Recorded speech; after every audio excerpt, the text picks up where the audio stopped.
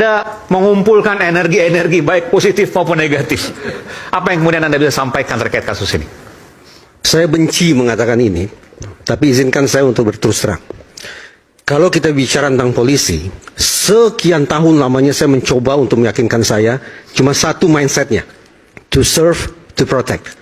Melayani, melindungi. Tapi perbincangan malam ini memaksa saya untuk berpikir tentang sekian banyak personil penegakan hukum, mobil khusus polisi, tapi seolah mereka adalah individu dengan mindset pelaku kejahatan. Mereka berpikir tentang target, siapa yang harus kita incar. Mereka berpikir tentang insentif, berapa banyak keuntungan harus kita peroleh. Mereka berpikir tentang sumber daya, siapa saja yang bisa kita libatkan untuk mendapatkan keuntungan dari kasus ini. Plus, mereka berpikir tentang resiko. Target, insentif, sumber daya, resiko. Sesungguhnya ini adalah isi kepala pelaku kejahatan berencana. Tapi sayang beribu sayang, tragis memang, malam ini sekali lagi saya dipaksa untuk berpikir tentang sekian banyak personil dari Polres Jakarta Selatan, seolah-olah mereka adalah pelaku kejahatan dengan mindset kejahatan berencana sedemikian rupa. Ini sangat tragis. Suka tidak suka, kasus ini tampaknya merupakan sebuah potret kecil, dan saya yakin bukan satu-satunya, yang seolah ingin membuktikan pembenaran atau memberikan pembenaran atas pernyataan Presiden Prabowo Subianto dalam Rapimnas TNI Polri. Dalam konteks perbincangan kita, ketika polisi kerjanya semrawut, maka polisi justru barangkali akan berkontribusi bagi Indonesia sebagai negara gagal atau failed state. Sungguh-sungguh saya tidak ingin itu terjadi. Karena itulah sejak awal saya katakan, saya benci mengatakan ini, tapi realitasnya hati saya mengatakan hal seperti itu. Karena itu, saya berterima kasih Pak Arief selaku Komisioner Kompolnas berjanji akan mengawal kasus ini. Tapi lagi-lagi saya tidak puas, Pak. Pernyataan Bapak tentang mengawal kasus ini berhenti hanya pertanggungjawaban etik. Saya sebetulnya ingin bertanya, tidak harus dijawab. Dalam kasus pemerasan terhadap sekian banyak warga negara Malaysia, adakah mekanisme pidana yang ditegakkan terhadap sekian banyak personel? Saya tidak tahu. Sepanjang pemberitaan yang bisa saya simak di media, lagi-lagi, pertanggungjawaban hanya ditagih kepada sekian banyak personil polisi itu hanya lewat mekanisme etik. Padahal itu pidana. Saya yakin itu pidana. Demikian pula pada kasus yang satu ini, saya sudah mulai menangkap, mudah-mudahan saya keliru Pak, tapi dengan segala hormat saya sudah mulai menangkap ada gelagat yang sama. Bahwa Kompolnas, malam ini diwakili oleh Pak Arief, tampaknya juga hanya akan mengawal dari sisi etik. Pidana tidak terucap walau satu kata pun dari Bapak. Apa yang menjadi sikap Bapak itu? Tolong saya dikoreksi, sekiranya saya keliru tafsir. Tapi pernyataan Bapak yang berhenti pada etik itu, lagi-lagi mengingatkan saya pada istilah yang dalam psikologi forensik disebut sebagai Blue Curtain Code, kode tirai biru. Bahwa sesama personil penegakan hukum, sesama personil polisi, dan barangkali juga dengan purnawirawan polisi, akan ada kecenderungan untuk menutup-nutupi aib mereka, menutup-nutupi penyimpangan mereka, bahkan menutup-nutupi kejahatan mereka. Mudah-mudahan saya keliru tafsir. Tapi malam ini saya khawatir Blue Curtain Code terefleksi dari pernyataan Bapak yang berhenti hanya mengawal kasus ini lewat etik tanpa pidana sama sekali.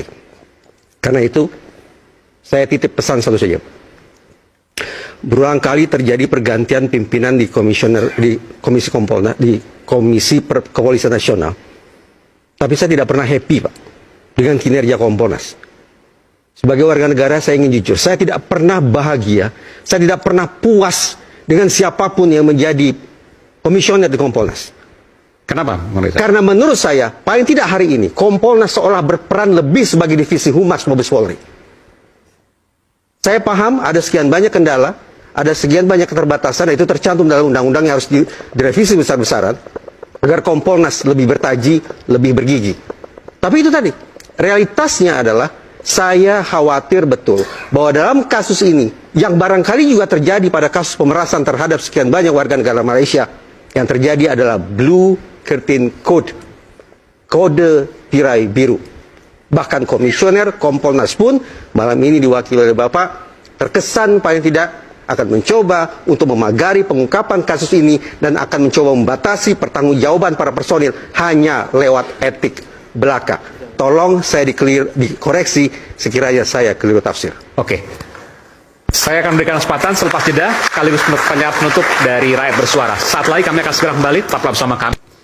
Dalam sebuah perbincangan di Diskursus Network yang juga dihadiri oleh kolega Bapak yaitu Pak Yusuf, beliau mengakui, dan itu terekam bisa dicek di YouTube, bahwa di dalam tubuh Komisi Kepolisian Nasional pun tanda petik ada dua faksi, yaitu komisioner yang berlatar belakang polisi dan komisioner yang berlatar belakang bukan polisi.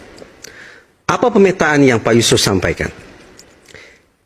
Di kalangan komisioner yang berlatar belakang polisi, dalam istilah saya, ada kecenderungan blue curtain code itu. Bahwa betapapun statusnya sudah purnawirawan, tapi keinginan, tanda petik, untuk melindungi sejawat yang melakukan kesalahan, melakukan penyimpangan, bahkan melakukan kejahatan, itu tetap ada. Karena itu, tadi saya ulangi kembali, saya skeptis bahwa Komisi Kepolisian Nasional di era Bapak sekarang ini akan memiliki ketegasan ekstra, akan memiliki kemampuan istimewa untuk menangkal blue curtain code itu. Spesifik dalam kasus ini, saya yakin pidana terkait dengan kelalaian mengakibatkan kematian itu akan berjalan. Pidana terkait dengan narkotikanya akan berjalan.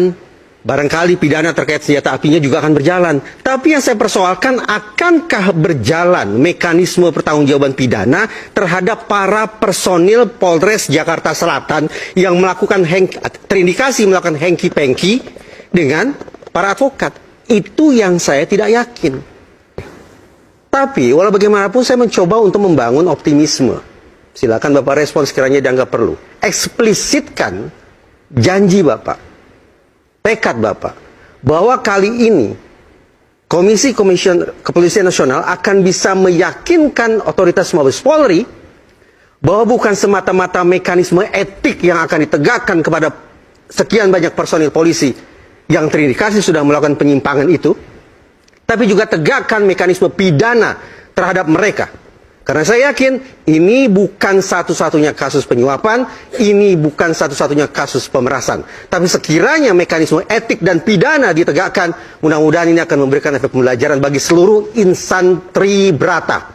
Saya tidak punya pilihan untuk mencintai Korps Polri. Tapi karena saya tidak punya pilihan itu pula, maka saya harus berterus terang. Pihak yang menjadi tumpuan harapan saya ini, hari ini paling tidak sangat memprihatinkan. Gambaran polisi sebagai pihak yang berkontribusi bagi Indonesia sebagai negara gagal tampak di depan mata saya. Tolong dikoreksi agar itu tidak menjadi nyata. Oke. Dan sedikit yang disampaikan jawaban tadi, sedikit aja. Sedikit aja Pak, silakan. Bang Reza, Tantangan tadi untuk terima kasih. ditegaskan misalnya. Keep my word. Jadi jadi percayalah, jadi selama kami masih menjabat di Komisi Kepolisian Nasional, kami akan berbuat yang terbaik, Bang.